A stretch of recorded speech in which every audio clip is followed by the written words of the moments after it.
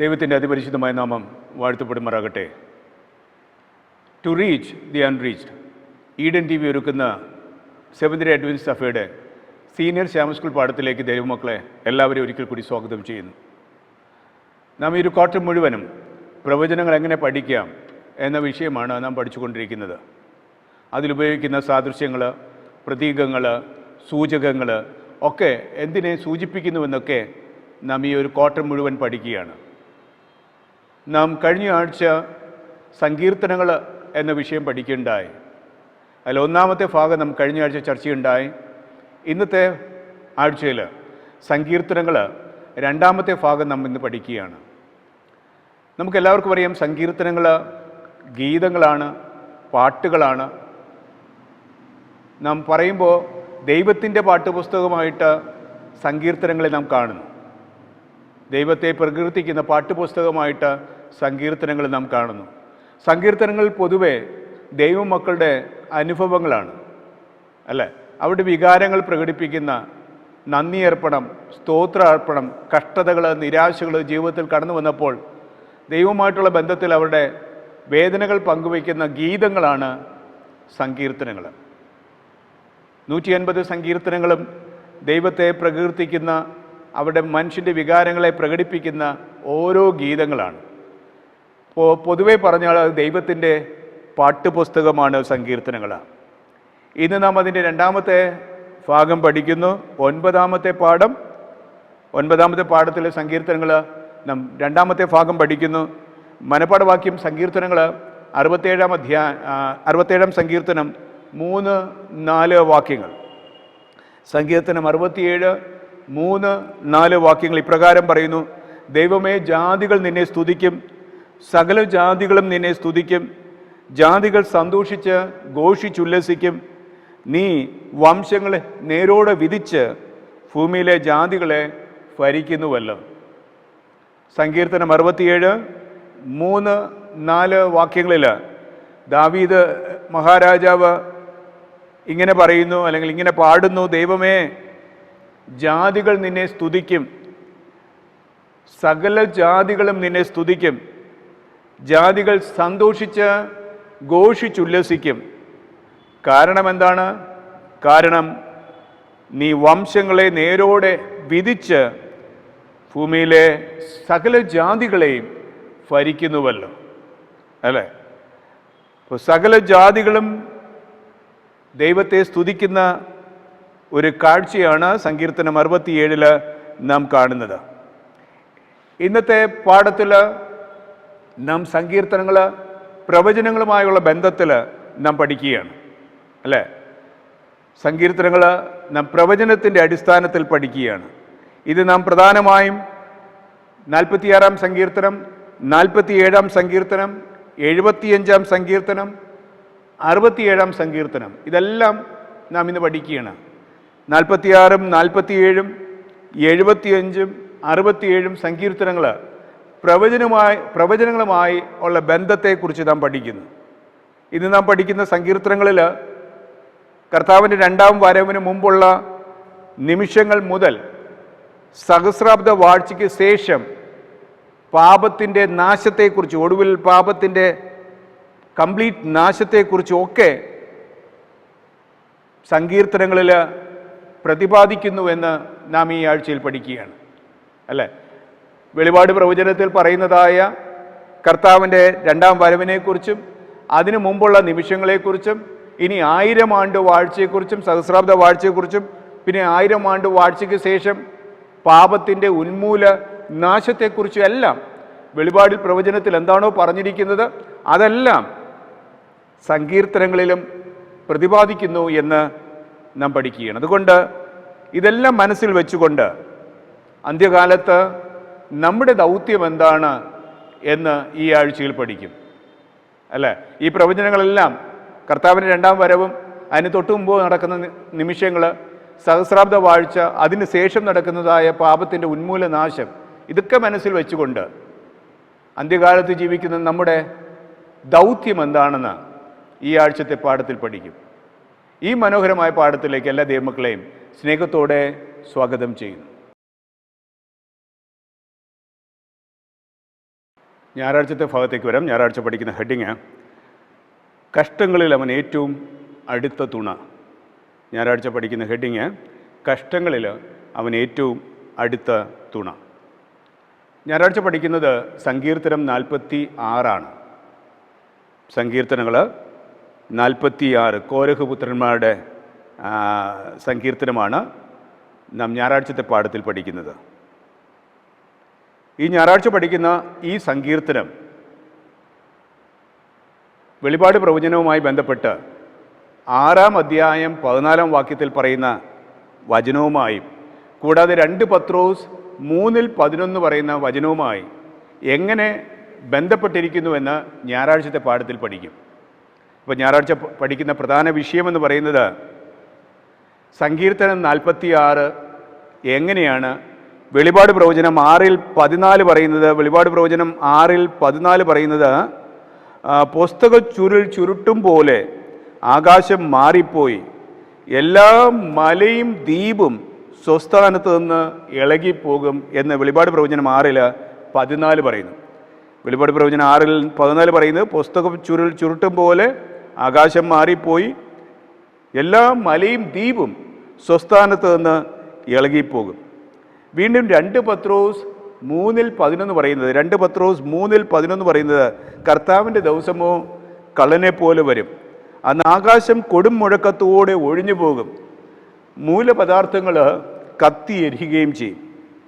2 പത്രോസ് 3:11 പറയുന്നത് കർത്താവിൻ്റെ ദിവസമോ കള്ളനെ പോലെ വരും, അന്ന് ആകാശം കൊടും മുഴക്കത്തോടെ ഒഴിഞ്ഞു പോകും, മൂലപദാർത്ഥങ്ങൾ കത്തി എരിയുകയും ചെയ്യും. അപ്പോൾ സങ്കീർത്തനം 46 എങ്ങനെയാണ് പ്രവചനങ്ങളുമായി ബന്ധപ്പെട്ടിരിക്കുന്നത്? സങ്കീർത്തനം 46 നാം വായിക്കുമ്പോൾ അതിൻ്റെ ഹെഡിങ് പറയുന്നത് കഷ്ടങ്ങളിൽ അവൻ ഏറ്റവും അടുത്ത തുണ. ദൈവം നമ്മുടെ സംഗീതവും ബലവുമാകുന്നു, കഷ്ടങ്ങളിൽ അവൻ ഏറ്റവും അടുത്ത തുണയായിരിക്കുന്നു. അതിൽ 2-ാം വാക്യം ശ്രദ്ധിക്കുക.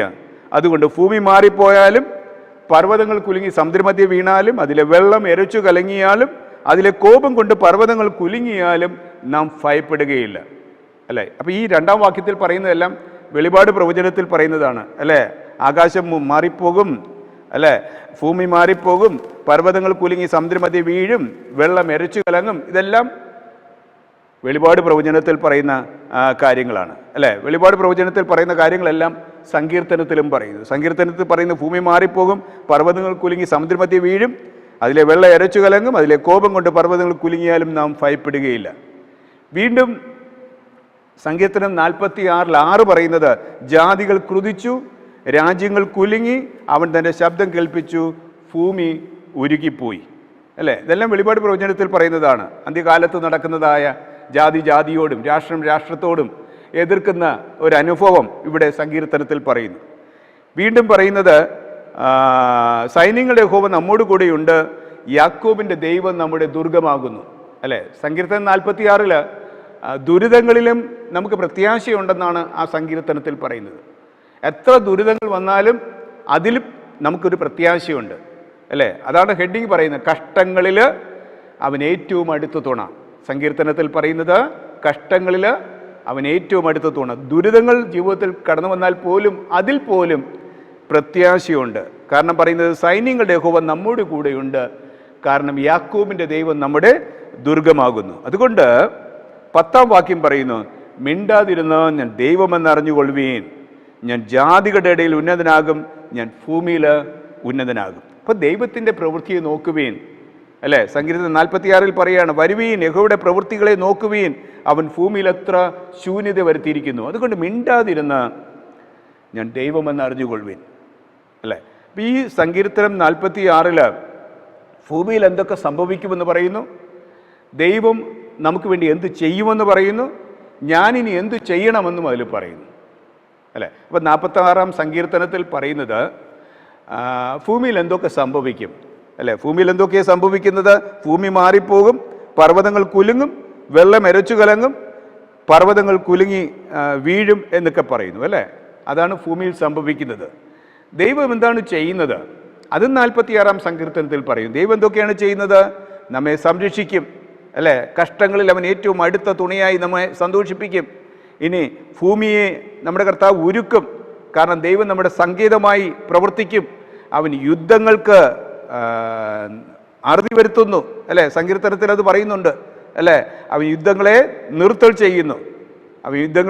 ചെയ്യുന്നു, കൂടാതെ അവൻ ഉന്നതനും ജാതികളുടെ ഇടയിൽ ഉന്നതനുമാകുന്നു നമ്മുടെ ദൈവം എന്ന് പറയുന്നു. അതുകൊണ്ട് ഞാൻ എന്തു ചെയ്യണം? സങ്കീർത്തനത്തിൽ നമുക്ക് നൽകുന്ന പ്രത്യാശ, ഞാൻ എന്തു ചെയ്യണം? മിണ്ടാതിരുന്ന് ഞാൻ ദൈവമെന്ന് അറിഞ്ഞുകൊള്ളുവിൻ, അല്ലേ? പേടിക്കേണ്ട കാര്യമില്ല. ഈ ദുരിതങ്ങളുടെ ഇടയിൽ നാം പേടിക്കേണ്ട കാര്യമില്ല. മിണ്ടാതിരിക്കുക, ദൈവത്തിൻ്റെ പ്രവൃത്തികളെ കാണുക, ദൈവത്തിൽ അഭയം പ്രാപിക്കുക. അതാണ് ഒരു വ്യക്തി ചെയ്യേണ്ടത്, ദൈവമക്കൾ ചെയ്യേണ്ട കടമ എന്ന് പറയുന്നത്. അപ്പോൾ 46-ാം സങ്കീർത്തനത്തിൽ ഭൂമിയിൽ എന്തൊക്കെ സംഭവിക്കുമെന്നും ദൈവം അതിനുവേണ്ടി എന്തെല്ലാം പ്രവർത്തിക്കുമെന്നും ഞാനിനി എന്തു ചെയ്യണമെന്നും 46-ാം സങ്കീർത്തനത്തിൽ വ്യക്തമായി അവിടെ പറയുന്നു. അതുകൊണ്ട് ഈ ദുരിതങ്ങളിൽ, മോശമായ സാഹചര്യങ്ങളിൽ, ഒറ്റപ്പെടലിൻ്റെ അനുഭവത്തിൽ, പോരാട്ടത്തിൻ്റെ അനുഭവത്തിൽ, കഷ്ടതയുടെ അനുഭവത്തിൽ ദൈവത്തിൻ്റെ വാഗ്ദത്തങ്ങൾ വിശ്വസിച്ചുകൊണ്ട് മിണ്ടാതിരുന്ന് ദൈവത്തിൻ്റെ പ്രവൃത്തിയെ അറിഞ്ഞുകൊള്ളുവാൻ ഞായറാഴ്ചത്തെ പാഠം നമ്മെ പഠിപ്പിക്കുന്നു. തിങ്കളാഴ്ചത്തെ ഭാഗത്തേക്ക് വരാം. തിങ്കളാഴ്ച പഠിക്കുന്ന ഹെഡിങ് കലാപത്തിനിടയിൽ പ്രത്യാശ. കലാപത്തിനിടയിൽ പ്രത്യാശ.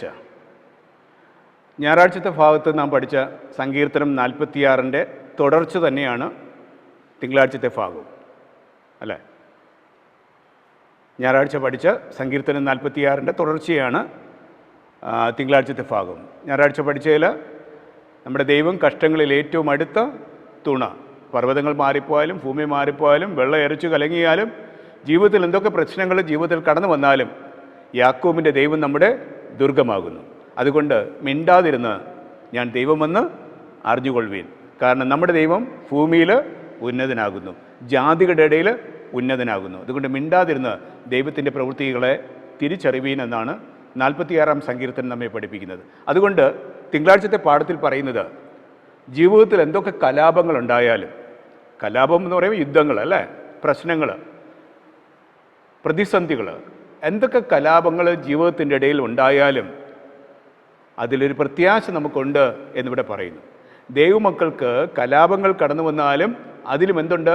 പ്രത്യാശയുണ്ട്. കാരണം 46-ാം സങ്കീർത്തനം ദുരിതങ്ങളുടെ ഇടയിലും പ്രത്യാശ നൽകുന്ന സങ്കീർത്തനമാണ് 46-ാം സങ്കീർത്തനം. കാരണം തുടക്കമേ പറയുന്നു, കഷ്ടങ്ങളിൽ അവൻ ഏറ്റവും അടുത്ത തുണയാണ്. ദൈവം നമ്മുടെ സങ്കേതമാണ്, തുണയാണ്, സഹായിയാണ്. കാരണം യാക്കോബിൻ്റെ ദൈവമാണ് നമ്മുടെ ദൈവം. യാക്കോബിൻ്റെ ദൈവം നമ്മുടെ ദുർഗം ആകുന്നു, നമ്മുടെ പരിചയമാകുന്നു. എല്ലാ വേദനയിലും കലാപത്തിൻ്റെ ഇടയിലും നമുക്ക് വേണ്ടി നമ്മുടെ ദൈവം പ്രവർത്തിക്കുമെന്ന് 46-ാം സങ്കീർത്തനം പറയുന്നു. അതുകൊണ്ട് ഈ സങ്കീർത്തനം 46 നമുക്ക് ഒരുപക്ഷെ സാദൃശ്യങ്ങളായിട്ട് ചിലപ്പോൾ തോന്നിയേക്കാം. പക്ഷേ ഇത് സാദൃശ്യങ്ങളല്ല, അല്ലേ? എല്ലാ സങ്കീർത്തനങ്ങളും സാദൃശ്യങ്ങളാണെന്ന് പറയാൻ കഴിയില്ല. ഇതെല്ലാം അനുഭവങ്ങളിലൂടെ പാടുന്ന പാട്ടുകളാണ്, അല്ലേ? അതുകൊണ്ട് ഇതെല്ലാം നമ്മെ ആഴത്തിൽ ബാധിക്കുമ്പോൾ, പല കലാപങ്ങൾ നമ്മെ ആഴത്തിൽ മുറിവേൽപ്പിക്കുമ്പോൾ, കർത്താവ് പറഞ്ഞത് യോഹന്നാൻ്റെ സുവിശേഷം 16-ാം അധ്യായം 33-ാം വാക്യത്തിൽ പറയുന്നു. യോഹന്നാൻ്റെ സുവിശേഷം 16:33 പറയുന്നത്, ലോകത്തിൽ നിങ്ങൾക്ക് കഷ്ടമുണ്ട്, എങ്കിലും ധൈര്യപ്പെടുവേൻ, ഞാൻ ലോകത്തെ ജയിച്ചിരിക്കുന്നു. തിങ്കളാഴ്ചത്തെ പാഠത്തിൽ ഈ ലോകത്തിൽ എന്താണ് സംഭവിക്കുന്നതെന്ന് വ്യക്തമായൊരു ചിത്രം തിങ്കളാഴ്ചത്തെ പാഠത്തിൽ പറയുന്നു. ലോകത്തിൻ്റെ വിധിയെപ്പറ്റി, അല്ലെങ്കിൽ ലോകത്തിനെന്ത് സംഭവിക്കുമെന്ന് വ്യക്തമായി ഇവിടെ പറയുന്നു. യെരമ്യാവിൻ്റെ പ്രവചനം 4-ാം അധ്യായം 23 മുതൽ 26 വരെയുള്ള വേദവാക്യങ്ങൾ വായിക്കുമ്പോൾ, യെരമ്യാവിൻ്റെ പ്രവചനം 4-ാം അധ്യായം 23 മുതൽ 26 വരെ ഉള്ള വേദവാക്യങ്ങൾ വായിക്കുമ്പോൾ പറയുന്നു, ഞാൻ ഭൂമിയെ നോക്കി, അതിനെ പാഴും ശൂന്യമായി കണ്ടു. ഞാൻ ആകാശത്തെ നോക്കി, അതിന് പ്രകാശമില്ലാതിരിക്കുന്നു. ഞാൻ പർവ്വതങ്ങളെ നോക്കി, അത് വിറയ്ക്കുന്നത് കണ്ടു. കുന്നുകളെല്ലാം ആടിക്കൊണ്ടിരുന്നു. ഞാൻ നോക്കി, ഒരു മനുഷ്യനെയും കണ്ടില്ല. ആകാശത്തിലെ പക്ഷികളൊക്കെയും പറന്നു പോയിരിക്കുന്നു. ഞാൻ നോക്കി, ഉദ്യാനം മരുഭൂമിയായി തീർന്നിരിക്കുന്നത് കണ്ടു. അതിലെ പട്ടണങ്ങളൊക്കെയും യഹോവയാൽ അവൻ്റെ ഉഗ്രകോപം ഹേതുവായി ഇടിഞ്ഞു പോയിരിക്കുന്നു, അല്ലേ? അപ്പോൾ ഭൂമിക്ക് എന്ത് സംഭവിക്കും? ഭൂമിയുടെ അവസാനം എന്ത്? അന്ത്യത്തിൽ എന്താണ് ലോകത്തിൻ്റെ വിധി എന്നതിനെക്കുറിച്ച് യെരമ്യാവിൻ്റെ പ്രവചനം 4-ാം അധ്യായം 23 മുതൽ 26 വരെയുള്ള വേദവാക്യങ്ങളിൽ പറയുന്നു അല്ലേ, ഞാൻ ഭൂമിയെ നോക്കിയത് പാഴും ശൂന്യമായി കണ്ടു. ഭൂമിയുടെ അവസ്ഥയെക്കുറിച്ച്, ഭൂമിയുടെ അന്ത്യത്തിലെ വിധിയെക്കുറിച്ച്, ലോകത്തിനത് സംഭവിക്കാൻ പോകുന്നു എന്ന് പറയുന്നു അല്ലേ. അവിടെ പർവ്വതങ്ങളെ നോക്കുന്നു അല്ലേ, അത് വിറയ്ക്കുന്നതായി കാണുന്നു, കുന്നുകളെല്ലാം ആടിക്കൊണ്ടിരിക്കുന്നു, ഉദ്യാനം എന്തായി മാറി? മരുഭൂമിയായി മാറിയിരിക്കുന്നു. ഇത് തന്നെയാണ് പ്രവാചകനായ ദാനിയേലിനും ദൈവം ദർശനത്തിലൂടെ വെളിപാട് കൊടുത്തത് അല്ലേ. നമുക്കറിയാം നമ്മുടെ ജീവിതത്തിൻ്റെ രൂപരേഖ അല്ലേ, നമ്മുടെ ഭാവി എന്താകും, അതിൻ്റെ രൂപരേഖ കംപ്ലീറ്റ്, ലോകത്തിന് എന്ത് സംഭവിക്കും എന്നൊക്കെ ദാനിയേലിൻ്റെ പ്രവചന 2-ാം അധ്യായത്തിൽ, കൂടാതെ 7-ാം അധ്യായത്തിൽ അവിടെ കാണുന്നു. 2-ാം അധ്യായത്തിൽ ജാതീയനായ നെബൂഖദ്നേസർ രാജാവിനാണ് അത് ദൈവം ആദ്യമായി കാണിക്കുന്നത്.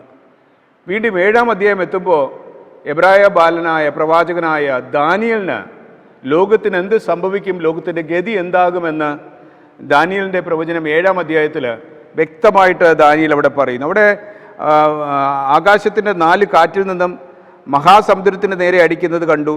അപ്പോൾ 4 മൃഗങ്ങൾ അവിടെ സമുദ്രത്തിൽ നിന്ന് കരേറി വരുന്നതായി കാണുന്നു അല്ലേ. 4 മൃഗങ്ങൾ. ഒന്നാമത്തെ മൃഗം സിംഹത്തോട് സദൃശ്യം, 2-ാമത്തെ മൃഗം കരടിയോട് സദൃശ്യം, 3-ാമത്തെ മൃഗം പുള്ളിപ്പുലിയോട് സദൃശ്യം, 4-ാമത്തെ മൃഗം ഘോരവും ഭയങ്കരവുമായൊരു മൃഗം അല്ലേ. അത് എന്താണെന്ന് വ്യക്തമായിട്ട് ഓരോ മൃഗങ്ങളും ഭൂമിയെ ഭരിച്ചതായ 4 രാജാക്കന്മാരാകുന്നു എന്നെല്ലാം വ്യക്തമായിട്ട് അവിടെ പറയുന്നു അല്ലേ. ഒന്നാമത്തെ മൃഗം സിംഹം, അത് ബാബിലോണിനെ സൂചിപ്പിക്കുന്നു. 2-ാമത്തെ മൃഗം കരടി, അത് മേദ്യരെയും പാർസിയെയും സൂചിപ്പിക്കുന്നു. 3-ാമത്തെ മൃഗം പുള്ളിപ്പുലി, അത് യവന സാമ്രാജ്യമായ അലക്സാണ്ടർ ചക്രവർത്തിയെ സൂചിപ്പിക്കുന്നു. 4-ാമത്തെ മൃഗം ഘോരവും, രാത്രി ദർശനത്തിൽ ഘോരവും ഭയങ്കരവും അതിബലമുള്ള 4-ാമത്തെ ഒരു മൃഗത്തെ കണ്ടു. അത് റോമ സാമ്രാജ്യത്തെ സൂചിപ്പിക്കുന്നു അല്ലേ.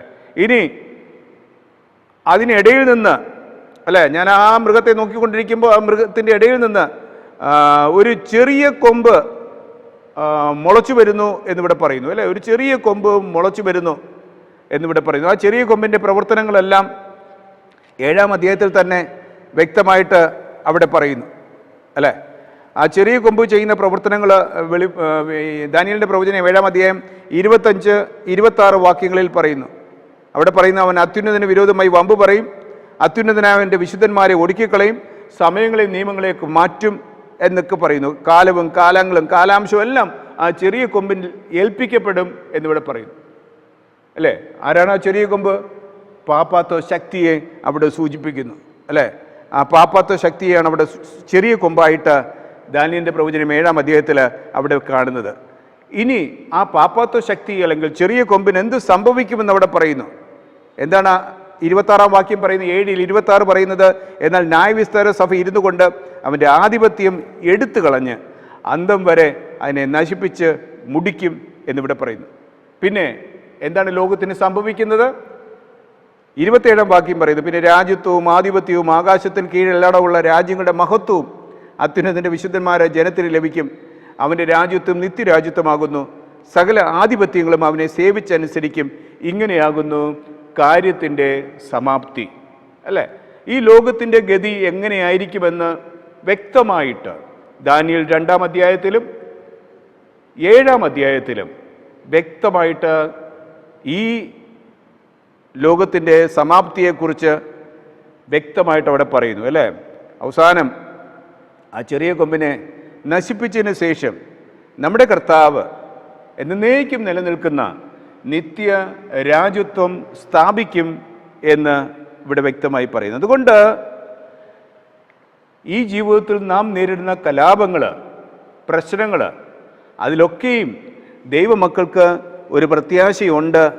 കാരണം ദൈവം നമ്മുടെ കാര്യങ്ങളെ നിയന്ത്രിക്കും അല്ലേ. ദൈവം ഒരിക്കലും നിയന്ത്രണം വിട്ടിട്ടില്ല.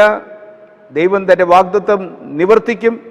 ജാതികൾ ക്രുതിക്കും, രാജ്യങ്ങൾ കുലുങ്ങും, അവൻ തൻ്റെ ശബ്ദം കേൾപ്പിക്കും, ഭൂമി ഉരുകിപ്പോകും. അതുകൊണ്ട് സൈന്യങ്ങളുടെ യഹോവ നമ്മോട് കൂടെയുണ്ട്, യാക്കോബിൻ്റെ ദൈവം നമ്മുടെ ദുർഗമാകുന്നു. അതുകൊണ്ട് ചുരുങ്ങിയ സമയം കൊണ്ട് അല്ലേ ജീവിതത്തിൽ ഒരു വലിയ പര്യവസാനം ഉണ്ടാകും എന്നിവിടെ പറയുന്നു അല്ലേ. അന്ത്യകാലത്ത് ദൈവത്തിൻ്റെ പ്രവൃത്തി അവിടെ വെളിപ്പെടും.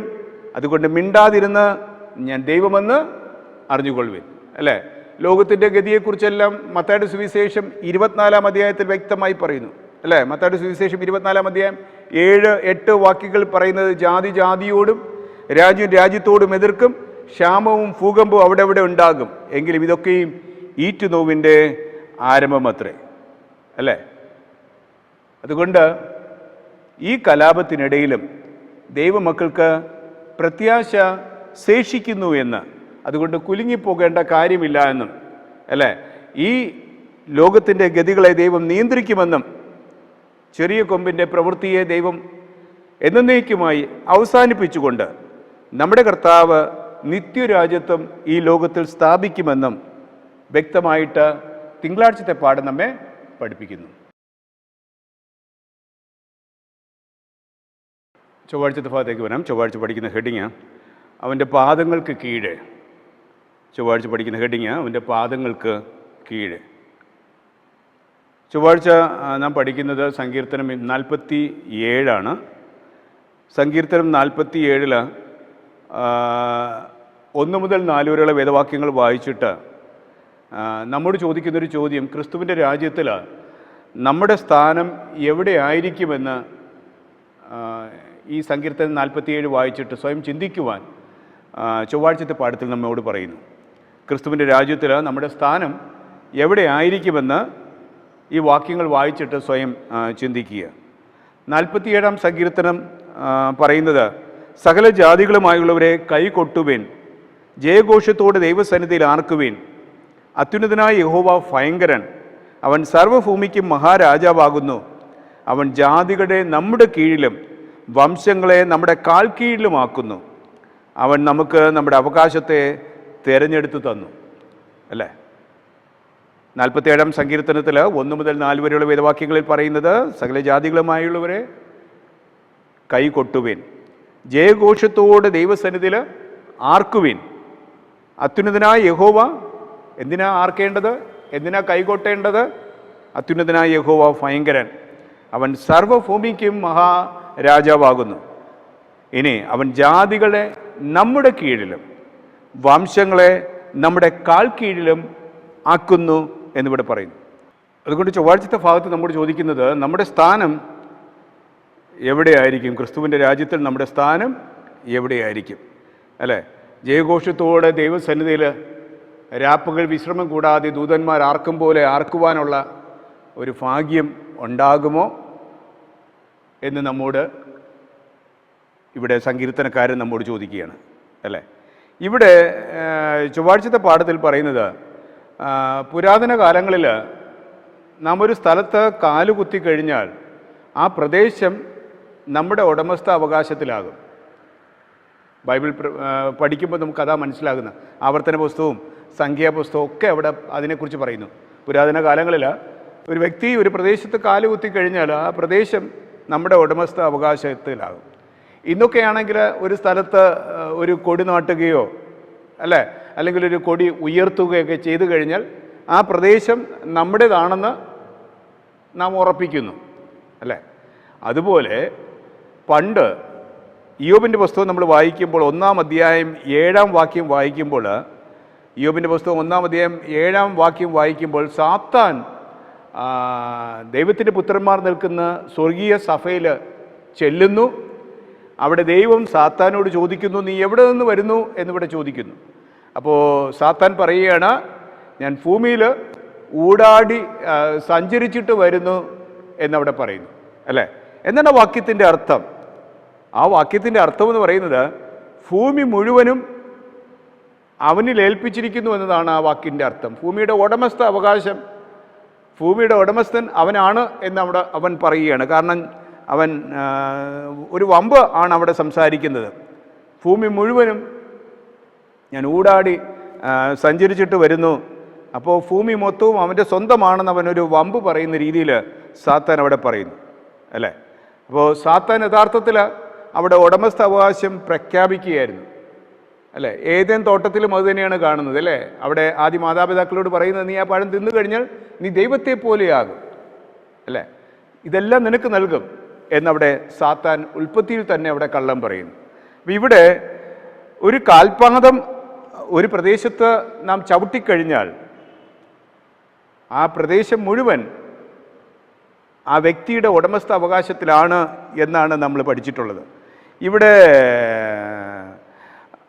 ദൈവം അബ്രഹാമിനോട് ദൈവം പറയുന്നത് നീ പുറപ്പെട്ട് ദേശത്ത് നെടുകയും കുറുകയും സഞ്ചരിക്കുക, ഞാനത് നിനക്ക് നൽകും. അല്ലെ, അബ്രഹാമിനോട് ദൈവം ഉപദേശിച്ചാണ്. പുറപ്പാട് പുസ്തകത്തിൽ പറയുന്നത് നീ ദേശത്ത് നെടുകയും കുറുകയും സഞ്ചരിക്കുക, ആ പ്രദേശമൊക്കെയും ഞാൻ നിനക്ക് അവകാശമായി നൽകും. അല്ലേ, അതുകൊണ്ട് ഇന്നത്തെ പാഠത്തിൽ പറയുന്നത് സാത്താൻ തട്ടിയെടുത്തതായ നമ്മുടെ ഭൂമിയുടെ അവകാശം ഒരിക്കൽ തിരികെ ദൈവത്തിന് നൽകും എന്നിവിടെ പറയുന്നു. അല്ലേ, അപ്പോൾ ഒരിക്കൽ സാത്താൻ തട്ടിയെടുത്തതായ ഈ ഭൂമിയുടെ അവകാശം യഥാർത്ഥ ഉടമയ്ക്ക് തന്നെ നൽകും എന്നിവിടെ പറയുന്നു. അല്ലേ, അതെപ്പോഴാണ് സംഭവിക്കുക? അല്ലേ, ഈ ഭൂമിയുടെ അവകാശം ഇപ്പോൾ സാത്താൻ തട്ടിയെടുത്തിരിക്കുകയാണ്. അത് യഥാർത്ഥ ഉടമയ്ക്ക് തന്നെ നൽകുമെന്ന് പ്രവചനത്തിൽ പറയുന്നു. അതെപ്പോഴാണ് സംഭവിക്കുന്നത്? അത് രണ്ടാം വരവിലല്ല അത് സംഭവിക്കുന്നത്, മറിച്ച് 1000 ആണ്ട് വാഴ്ചയ്ക്ക് ശേഷം, സഹസ്രാബ്ദ വാഴ്ചയ്ക്ക് ശേഷം ഈ യേശുവിൻ്റെ കാൽപാദം കൊണ്ട് യേശു ഭൂമിയെ തൊടും, അല്ലെങ്കിൽ ഒലിവ് മലയിൽ ഇറങ്ങും. ചൊവ്വാഴ്ചത്തെ പാഠം ശ്രദ്ധിക്കുക. രണ്ടാം വരവിൽ യേശുവിൻ്റെ കാൽപാദം ഭൂമിയിൽ തൊടുന്നില്ല. കർത്താവിൻ്റെ രണ്ടാം വരവിൽ ഒരിക്കലും യേശുവിൻ്റെ കാൽപാദം ഭൂമിയിൽ തൊടുന്നില്ല. 1 തെസ്സലോനിക്കർക്ക് എഴുതിയ ലേഖനം 4-ാം അധ്യായം 16-17 വാക്യങ്ങൾ. 1 തെസ്സലോനിക്കർക്ക് എഴുതിയ ലേഖനം 4-ാം അധ്യായം 16-17 എല്ലാവർക്കും അറിയുന്ന വചനം. കർത്താവ് തൻ ഗംഭീരനാദത്തോടും പ്രധാന ദൂതൻ്റെ ശബ്ദത്തോടും ദൈവത്തിൻ്റെ കാഹളത്തോടും കൂടെ സ്വർഗ്ഗത്തിൽ നിന്ന് ഇറങ്ങി വരികയും ക്രിസ്തുവിൽ മരിച്ചവർ മുമ്പേ ഉയർത്തെഴുന്നേൽക്കുകയും ചെയ്യും. പിന്നെ ജീവനോടെ ശേഷിക്കുന്ന നാം ഒരുമിച്ച് ആകാശത്തിൽ കർത്താവിനെ എതിരേൽപ്പാൻ മേഘങ്ങളിൽ എടുക്കപ്പെടുകയാണ് ചെയ്യുന്നത്.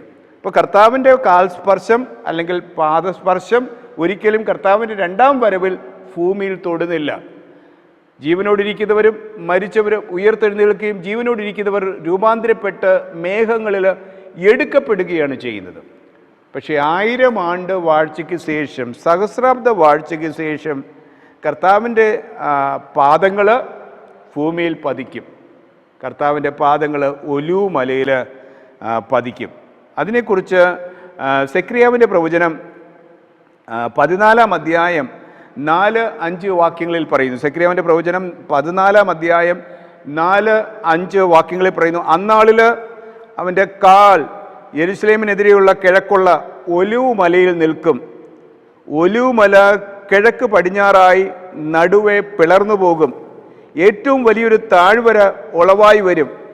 മലയുടെ ഒരു പാതി വടക്കോട്ടും മറ്റേ പാതി തെക്കോട്ടും വാങ്ങിപ്പോകും എന്നിവിടെ പറയുന്നു. അപ്പോൾ സെക്രിയാവിൻ്റെ പ്രവചനം 14-ാം അധ്യായം 4-5 വാക്യങ്ങളിൽ പറയുന്നത് ഒലിവ് മലയിൽ കർത്താവിൻ്റെ പാദസ്പർശം പതിക്കും. അല്ലേ, കർത്താവ് തൻ്റെ പാദസ്പർശം നിലത്ത് തൊടും പുതിയ ഒലിവ് മലയിൽ. അല്ലേ, ഒലിവ് മലയിൽ അവിടെ പാദസ്പർശം സ്പർശിക്കുമെന്ന് ഇവിടെ പറയുന്നു. എലൻ ജി വൈറ്റ് വൺ വിവാദം പേജ് നമ്പർ 662-663 പ്രവാചക എലൻ ജി വൈറ്റ് പറയുന്നത് ഒലിവ് മലയിൽ കർത്താവ് ഇറങ്ങി വരും. എല്ലാ വിശുദ്ധന്മാരോടുകൂടെ എൻ്റെ ദൈവമായ കർത്താവ് വരും. അന്നാളിൽ അവൻ്റെ കാല് യെരുശലേമിനെതിരെ കിഴക്കുള്ള ഒലിവ് മലയിൽ നിൽക്കും എന്നിവിടെ പറയുന്നു. അല്ലേ, വീണ്ടും സെക്രിയാവിൻ്റെ പ്രവചനം 14-ാം അധ്യായം 9-ാം വാക്യം പറയുന്നു. സെക്രിയാവിൻ്റെ പ്രവചനം 14-ാം അധ്യായം 9-ാം വാക്യം പറയുന്നു, യഹോവ സർവ്വഭൂമിക്കും രാജാവാകും എന്നിവിടെ പറയുന്നു. അങ്ങനെ പുതിയ യെരുശലേം ഭർത്താവിനായി അലങ്കരിച്ചിട്ടുള്ള മണവാട്ടിയെ പോലെ ഒരുങ്ങി അതിനായി ശുദ്ധീകരിക്കപ്പെട്ട ഒലിവ് മലയിൽ വിശുദ്ധന്മാരോടും ദൂതന്മാരോടൊപ്പം ഇറങ്ങും എന്ന് വ്യക്തമായി പറയുന്നു. അല്ലേ, അപ്പോൾ ചൊവ്വാഴ്ചത്തെ പാഠത്തിൽ നമ്മെ പഠിപ്പിക്കുന്നത് എൻ്റെ കർത്താവിൻ്റെ പാദങ്ങൾക്ക് കീഴെ നമുക്കായിരിക്കാൻ ദൈവം നമുക്കൊരു ഭാഗ്യം നൽകട്ടെ. നമ്മുടെ സ്ഥാനം കർത്താവിൻ്റെ പാദങ്ങൾക്ക് കീഴെ ആയിരിക്കട്ടെ. അല്ലേ, കർത്താവ് ഒലിവ് മലയിൽ വിശുദ്ധന്മാരുമായി ഇറങ്ങുന്നവരുടെ കൂട്ടത്തിൽ നാമും കാണപ്പെടുവാൻ ദൈവത്തിൻ്റെ പരിശുദ്ധാത്മാവ് നമ്മെയും സഹായിക്കട്ടെ എന്നിവിടെ പറയുകയാണ്. അല്ലേ? കർത്താവ് നഷ്ടപ്പെട്ടു പോയതായ ആ ഭൂമിയുടെ അവകാശം സാത്താനിൽ നിന്ന് വാങ്ങി കർത്താവ് ഈ ലോകത്തെ ഭരിക്കുന്ന ഒരു കാഴ്ച, രാജാവാകുന്ന കാഴ്ച, 1000 ആണ്ട് വാഴ്ചയിൽ പുതിയ യെരൂശലേം ഭർത്താവിനായി അലങ്കരിച്ചിട്ടുള്ള മണവാട്ടിയെ പോലെ സ്വർഗത്തിൽ നിന്ന് ഇറങ്ങി വന്നിരുന്ന ഒരു കാഴ്ച, വിശുദ്ധന്മാരോടൊപ്പം കർത്താവിൻ്റെ പാദങ്ങൾക്ക് കീഴെ ആയിരിക്കാനുള്ള ഭാഗ്യം നമുക്ക് ലഭിക്കട്ടെ എന്ന് ചൊവ്വാഴ്ചത്തെ പാഠം നമ്മെ പഠിപ്പിക്കുന്നു. ബുധനാഴ്ചത്തെ ഭാഗത്തേക്ക് വരാം. ബുധനാഴ്ച പഠിക്കുന്ന ഹെഡിങ് വീഞ്ഞും രക്തവും. ബുധനാഴ്ച പഠിക്കുന്ന ഹെഡിങ് വീഞ്ഞും രക്തവും. ബുധനാഴ്ച നമ്മൾ സങ്കീർത്തനങ്ങൾ 75 പഠിക്കുന്നത്. സങ്കീർത്തനം 75.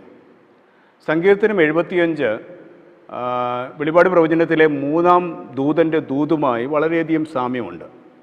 സങ്കീർത്തനങ്ങൾ 75 വെളിപാട് പ്രവചനം 14-ാം അധ്യായത്തിൽ പറയുന്ന 3-ാമത്തെ ദൂതൻ്റെ ദൂതുമായി വളരെയധികം സാമ്യമുണ്ട്. കാരണം സങ്കീർത്തനം 75 ന്യായവിധിയെക്കുറിച്ച് ഓർമ്മപ്പെടുത്തുകയാണ്.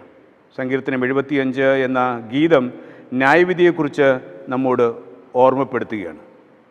ഇവിടെ പറയുന്നത്, ദൈവമേ ഞങ്ങൾ നിനക്ക് സ്തോത്രം ചെയ്യുന്നു, ഞങ്ങൾ നിനക്ക് സ്തോത്രം ചെയ്യുന്നു, നിൻ്റെ നാമം അടുത്തിരിക്കുന്നു, ഞങ്ങൾ നിൻ്റെ അതിശയ പ്രവൃത്തികളെ ഘോഷിക്കുന്നു, സമയം വരുമ്പോൾ ഞാൻ നേരോടെ വിധിക്കും.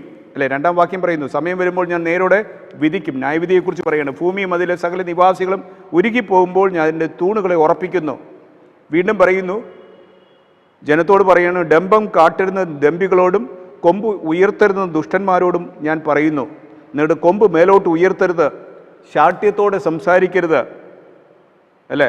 കാരണം 7-ാം വാക്യം പറയുന്നു, ദൈവം ന്യായാധിപതിയാകുന്നു, അവൻ ഒരുത്തനെ താഴ്ത്തുകയും മറ്റൊരുത്തനെ ഉയർത്തുകയും ചെയ്യുന്നു. അല്ലെ? 8-ാം വാക്യമാണ് പ്രതിപാദ്യ വിഷയം. 75-ാം അധ്യായം 8-ാം വാക്യം. ഈ 75-ാം അധ്യായം 8-ാം വാക്യമാണ് വെളിപാട് പ്രവചനത്തിലെ 14-ാം അധ്യായത്തിൽ പറയുന്ന 3-ാമത്തെ ദൂതൻ്റെ ദൂതുമായി വളരെയധികം സാമ്യമുള്ളത്. 75-ൽ 8 പറയുന്നു, യഹോവയുടെ കയ്യിലൊരു പാനപാത്രമുണ്ട്, വീഞ്ഞ് നുരയ്ക്കുന്നു, അത് മദ്യം കൊണ്ട് നിറഞ്ഞിരിക്കുന്നു, അവൻ അതിൽ നിന്ന് പകരുന്നു, ഭൂമിയിലെ സകല ദുഷ്ടന്മാരും അതിൻ്റെ മട്ട് വലിച്ചു കുടിക്കുന്നു. അല്ലേ? 75-ൽ 8 പറയുന്ന, യഹോവയുടെ കയ്യിലൊരു പാനപാത്രമുണ്ട്, വീഞ്ഞ് നുരയ്ക്കുന്നു, അത് മദ്യം കൊണ്ട് നിറഞ്ഞിരിക്കുന്നു, അവൻ അതിൽ നിന്ന് പകരുന്നു, ഭൂമിയിലെ സകല ദുഷ്ടന്മാരും അതിൻ്റെ മട്ട് വലിച്ചു കുടിക്കുന്നു. അല്ലേ? അത് തന്നെയാണ് വെളിപാട് പ്രവചനം 14-ാം അധ്യായത്തിൽ, അല്ലേ, 9 മുതൽ 12 വരെയുള്ള വേദവാക്യങ്ങളിൽ അവിടെ പറയുന്നത്.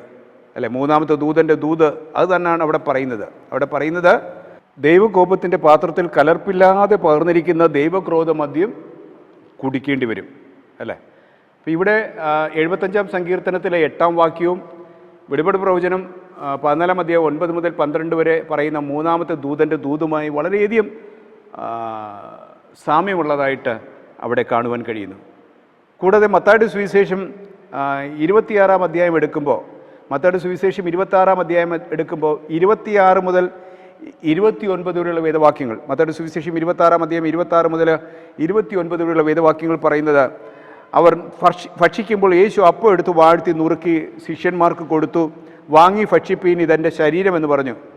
പിന്നെ പാനപാത്രം എടുത്ത് സ്തോത്രം ചൊല്ലി അവർക്ക് കൊടുത്തു, എല്ലാവരും ഇതിൽ നിന്ന് കുടിപ്പീൻ, ഇത് അനേകർക്ക് വേണ്ടി പാപമോചനത്തിനായി ചൊരിയുന്ന പുതിയ നിയമത്തിലുള്ള എൻ്റെ രക്തം, എൻ്റെ പിതാവിൻ്റെ രാജ്യത്തിൽ നിങ്ങളോടുകൂടെ പുതുതായി കുടിക്കുന്ന നാൾ വരെ ഞാൻ മുന്തിരിവള്ളിയുടെ ഈ അനുഭവത്തിൽ നിന്ന് ഇനി കുടിക്കുകയില്ല എന്ന് ഞാൻ നിങ്ങളോട് പറയുന്നു എന്ന് പറയുന്നു. അല്ലേ? അപ്പോൾ ബുധനാഴ്ചത്തെ പാഠത്തിൽ പറയുന്നത്, ദൈവത്തിൻ്റെ ക്രോധമദ്യം, അല്ലേ, ദുഷ്ടന്മാർ നുകരുന്ന ആ ക്രോധമദ്യം നമ്മുടെ കർത്താവ് നമുക്ക് വേണ്ടി നുകർന്നു എന്നിവിടെ പറയുകയാണ്. അല്ലേ? നമ്മുടെ കർത്താവ് നമുക്ക് വേണ്ടി നുകർന്നു, നമ്മെ രക്ഷിക്കുവാൻ, പാപികളായ നമ്മെ രക്ഷിക്കുവാൻ ദൈവത്തിൻ്റെ മകൻ കർത്താവായ യേശു ക്രിസ്തു നമുക്ക് വേണ്ടി ആ ക്രോധമദ്യം, ആ പാനപാത്രം, അല്ലേ, ആ മട്ട് നമുക്ക് വേണ്ടി വലിച്ചു കുടിച്ചു എന്നിവിടെ പറയുന്നു. നമ്മെ വിലയ്ക്ക് വാങ്ങുവാൻ, രക്തത്തിൽ നിന്ന് നമ്മെ വിലയ്ക്ക് വാങ്ങുവാൻ, ദുഷ്ടന്മാരിൽ നിന്ന് നമ്മെ വിലയ്ക്ക് വാങ്ങുവാൻ നമ്മുടെ കർത്താവ് ഇവിടെ നമുക്ക് വേണ്ടി അത് പരിഹരിച്ചു എന്നിവിടെ പറയുന്നു. അല്ലേ? ഇവിടെ സൻഹരീബിനെ കുറിച്ച് ഇവിടെ പറയുകയാണ്. അശൂർ രാജാവായ സൻഹരീബ് പലപ്പോഴും ദൈവമക്കളെ നശിപ്പിക്കുവാൻ പല തന്ത്രങ്ങൾ ചെയ്തു. പലപ്പോഴും അവരുമായിട്ട് യുദ്ധം ചെയ്തു ഇസ്രായേൽ ജനങ്ങളുമായിട്ട്. സൻഹരീബ് എപ്പോഴൊക്കെയാണോ, അശൂർ രാജാവായ സൻഹരീബ് ഇസ്രായേൽ മക്കളെ യുദ്ധം ചെയ്യുവാൻ വേണ്ടി എപ്പോഴൊക്കെയാണോ പ്ലാൻ ചെയ്യുന്നത്, അപ്പോഴെല്ലാം പ്രവാചകൻ അത് അറിയുകയും ദൈവത്തിൻ്റെ പ്രവൃത്തി അവിടെ വെളിപ്പെടുകയും ആ അശൂർ രാജാവിനെ അവിടെ തോൽപ്പിക്കുകയും ചെയ്ത അനേക അനുഭവങ്ങൾ അവിടെ കാണുന്നു. ഇതുപോലെ അന്ത്യകാലത്ത് സഹസ്രാബ്ദി വാഴ്ചയ്ക്ക് ശേഷം ദൈവം തൻ്റെ വിശുദ്ധന്മാർ ഒലിവുമലയിൽ ഇറങ്ങുന്ന സമയത്ത്, തൻ്റെ വിശുദ്ധന്മാരുമായി ഒലിവുമലയിൽ ഇറങ്ങുമ്പോൾ, പുതിയ യെരൂശലേമിൽ ഇറങ്ങുന്ന സമയത്ത്, ഇവിടെ വെളിപാട് പ്രവചനം 20-ാം അധ്യായം 7 മുതൽ 10 വരെയുള്ള വേദവാക്യങ്ങൾ വായിക്കുമ്പോൾ, വെളിപാട് പ്രവചനം 20-ാം അധ്യായം 7 മുതൽ 10 വരെയുള്ള വേദവാക്യങ്ങൾ വായിക്കുമ്പോൾ സാത്താനെ താഴ്വരയിൽ നിന്ന് അഴിച്ചുവിടുകയും അല്ലേ, അവൻ വലിയൊരു സംഖ്യയുമായി കടൽപ്പുറത്തെ മണലിന്മേൽ നിൽക്കുന്ന ഒരു കാഴ്ച അവിടെ പറയുന്നു. ഗോഗ് മാഗോഗ് യുദ്ധം അല്ലേ.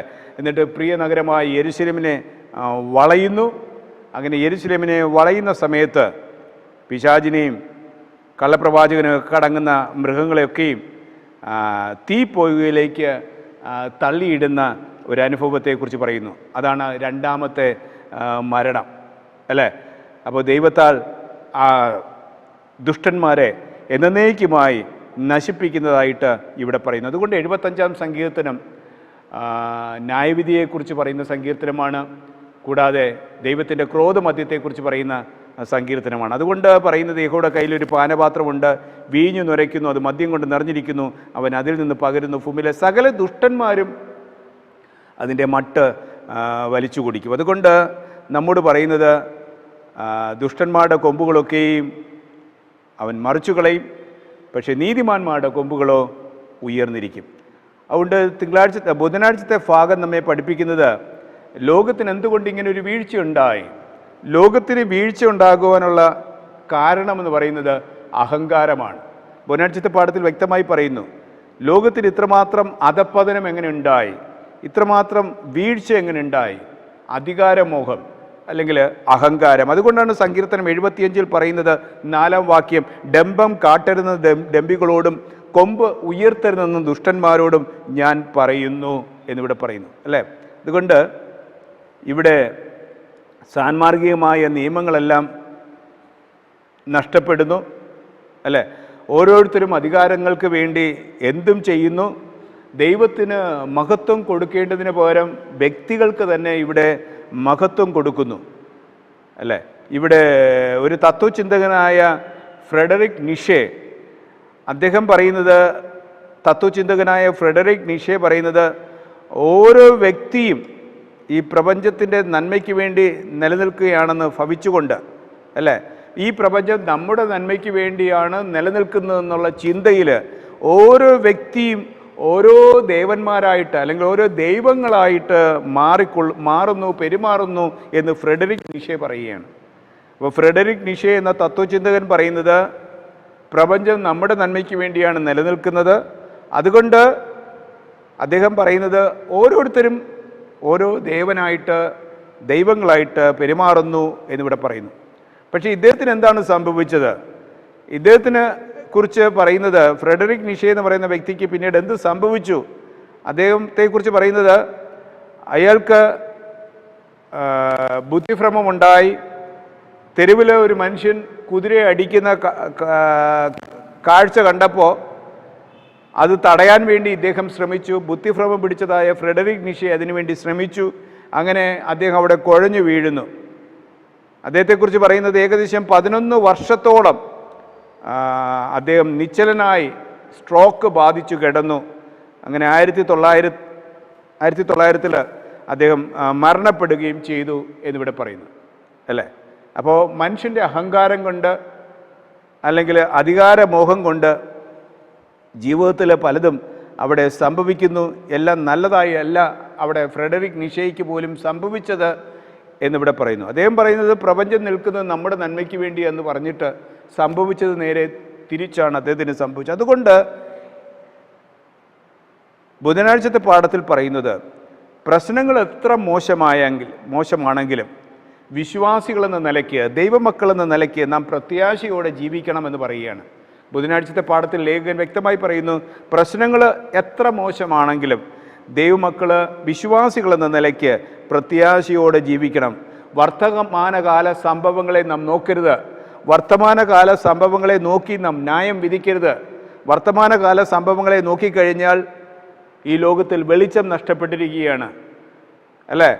അങ്ങനെ നാം നോക്കിക്കഴിഞ്ഞാൽ പരിഷ്കാരികളെ നോക്കി, അല്ലേ, ഇന്നത്തെ പുതിയ ന്യൂ ജനറേഷൻ പരിഷ്കാരികളെ നോക്കി, അവരുടെ ഹൃദയങ്ങളെയും അവരുടെ മനസ്സുകളെയും നോക്കി നാം തീരുമാനങ്ങൾ എടുത്തു കഴിഞ്ഞാൽ നാം നിരാശയിലായിപ്പോകും, അല്ലേ? തിരുവചനത്തിൻ്റെ അടിസ്ഥാനത്തിൽ നിന്ന് നാം മാറിപ്പോയാൽ, പുതിയ പരിഷ്കാരികളെ കണ്ടിട്ട്, ന്യൂ ജനറേഷനെ കണ്ടിട്ട്, അവരുടെ മനസ്സുകളെയും അവരുടെ ഹൃദയങ്ങളെയും ചെയ്തികൾ കണ്ടിട്ട് നാം അതുപോലെ ആയിക്കഴിഞ്ഞാൽ നമ്മുടെ വിശ്വാസം തേഞ്ഞു പോകും, അല്ലേ? നമ്മുടെ വിശ്വാസം നഷ്ടപ്പെടും. അതുകൊണ്ട് പ്രശ്നങ്ങൾ എത്ര മോശമാണെങ്കിലും നാം വിശ്വാസികളെന്ന നിലയ്ക്ക് നാം പ്രത്യാശയോടെ ജീവിക്കണം. അത് നഷ്ടപ്പെടുത്തരുത് എന്നിവിടെ പറയുന്നു. കാരണം ഇന്നത്തെ കാലത്ത് സദാചാര മൂല്യങ്ങളെല്ലാം നഷ്ടപ്പെട്ടിരിക്കുകയാണ്. ആക്രമണങ്ങൾ വളരെയധികം കൂടിയിരിക്കുകയാണ്. അസാൻമാർഗികത വളരെയധികം കൂടിയിരിക്കുകയാണ്, അല്ലേ? നമുക്ക് നാണം കെടുന്ന സംഭവങ്ങൾ പോലും പറയുവാൻ ഇന്ന് മനുഷ്യർക്ക് മടിയില്ല. ലേഖകൻ അത് വ്യക്തമായി പറയുകയാണ്. രഹസ്യമായി പോലും പറയുവാൻ നാം നാണിക്കുന്ന കാര്യങ്ങൾ ഇന്ന് നാം പരസ്യമായി പറയുകയാണ്, അല്ലേ? മ്ലേച്ഛമായ കാര്യങ്ങൾ നാം പരസ്യമായി പറയുകയാണ്. അങ്ങനെ നാം പരസ്യമായി പറയുമ്പോൾ ഈ മോശമായ പ്രവൃത്തികൾ ഈ ലോകത്തിൽ വർദ്ധിക്കുന്നു എന്ന് ലേഖകൻ പറയുന്നു. അത്രമാത്രം അസാൻമാർഗികത പെരുകുന്നു. അതുകൊണ്ട് രഹസ്യമായി പോലും നമുക്ക് പങ്കുവയ്ക്കുവാൻ ഇഷ്ടപ്പെടാത്ത കാര്യങ്ങൾ ഇന്ന് ദുഷ്ടന്മാർ അത് പരസ്യമായി വിളിച്ചു പറയുന്നു. അങ്ങനെ ദുഷ്ടപ്രവൃത്തികൾ ലോകത്തിൽ വർദ്ധിക്കുന്നു എന്നിവിടെ പറയുന്നു. അതുകൊണ്ട് 75-ാം സങ്കീർത്തനം നമുക്കൊരു മുന്നറിയിപ്പ് നൽകുന്നു, നമുക്കൊരു ന്യായവിധി ശേഷിക്കുന്നു, അല്ലേ? നാം ക്രോധമദ്യം കുടിക്കേണ്ടി വരും. ദുഷ്ടന്മാരാണെങ്കിൽ നാം ക്രോധമദ്യം കുടിക്കേണ്ടി വരും. അതുകൊണ്ട് നമുക്ക് നൽകുന്ന പ്രത്യാശ, നീതിമാന്മാരുടെ കൊമ്പുകളോ ഉയർന്നിരിക്കും, ദുഷ്ടന്മാരുടെ കൊമ്പുകളോ ഞാൻ മുറിച്ചു കളയും. നമുക്ക് നൽകുന്ന പ്രത്യാശ, നീതിമാന്മാരുടെ കൊമ്പുകളോ എന്നേക്കും ഉയർന്നിരിക്കും, അല്ലേ? സങ്കീർത്തനം 77 പറയുന്നത്, അല്ലേ, ഇങ്ങനെ ജീവിതത്തിൽ പ്രശ്നങ്ങൾ വരുമ്പോൾ സങ്കീർത്തനം 77 പറയുന്നത്, ഞാൻ എൻ്റെ ശബ്ദം ഉയർത്തി ദൈവത്തോട് തന്നെ നിലവിളിക്കും, അവൻ എനിക്ക് ചെവി തരും എന്നിവിടെ പറയുകയാണ്, അല്ലേ? ഞാൻ എൻ്റെ ശബ്ദം ഉയർത്തി ദൈവത്തോട് നിലവിളിക്കും, അവൻ എനിക്ക് ചെവി തരും. കഷ്ട ദിവസത്തിൽ ഞാൻ യഹോവയെ അന്വേഷിക്കും. രാത്രിയിൽ എൻ്റെ കൈ തളരാതെ മലർത്തിയിരുന്നു, എൻ്റെ ഉള്ളം ആശ്വസിച്ച് നിരസിച്ചു. ഞാൻ ദൈവത്തെ ഓർത്ത് വ്യാകുലപ്പെടുന്നു, ഞാൻ ധ്യാനിച്ചു, എൻ്റെ ആത്മാവ് വിഷാദിക്കുന്നു, അല്ലേ? വീണ്ടും 69-ാം സങ്കീർത്തനം 69-ാം അധ്യായം 1 മുതൽ 4 വരെയുള്ള വേദവാക്യങ്ങൾ വായിക്കുക. സങ്കീർത്തനം 69 1 മുതൽ 4 വരെ. ദൈവമേ, എന്നെ രക്ഷിക്കണമേ, വെള്ളം എൻ്റെ പ്രാണനോളം എത്തിയിരിക്കുന്നു. ഞാൻ നിലയില്ലാത്ത ആഴമുള്ള ചേറ്റിൽ താഴുന്നു, ആഴമുള്ള വെള്ളത്തിൽ ഞാൻ മുങ്ങിപ്പോകുന്നു. പ്രവാഹങ്ങൾ എന്നെ കവിഞ്ഞൊഴുകുന്നു. എൻ്റെ നിലവിളിയാൽ ഞാൻ തളർന്നിരിക്കുന്നു, എൻ്റെ തൊണ്ട ഉണങ്ങിയിരിക്കുന്നു. ഞാൻ എൻ്റെ ദൈവത്തെ പ്രതീക്ഷിച്ച് എൻ്റെ കണ്ണ് മങ്ങിപ്പോകുന്നു, അല്ലേ? അപ്പോൾ ദുഷ്ടന്മാർ ഈ ലോകത്തിൽ പ്രബലപ്പെടുമ്പോൾ, അല്ലേ, നാം പ്രത്യാശ കൈവിടാതെ വിശ്വാസത്തിൽ മുറുകെ പിടിച്ചുകൊണ്ട് നമുക്ക് വേണ്ടി നമ്മുടെ കർത്താവ് ആ പാനപാത്രം വഹിച്ചുവെന്ന് സ്വയം ചിന്തിപ്പാൻ, കർത്താവ് നമുക്ക് വേണ്ടി ആ ക്രോധമദ്യം കുടിച്ചുവെന്ന് നാം വിശ്വസിച്ചുകൊണ്ട് ആ വീഞ്ഞും രക്തവും എൻ്റെ പാപത്തിന് പരിഹാരത്തിന് വേണ്ടിയായിരുന്നുവെന്ന് സ്വയം ചിന്തിക്കുവാൻ ബുധനാഴ്ചത്തെ പാഠം നമ്മെ പഠിപ്പിക്കുന്നു. വ്യാഴാഴ്ചത്തെ ഭാഗത്തേക്ക് വരാം. വ്യാഴാഴ്ച പഠിക്കുന്ന ഹെഡിങ്, നിങ്ങളുടെ രക്ഷ അറിഞ്ഞിരുന്നുവെങ്കിൽ.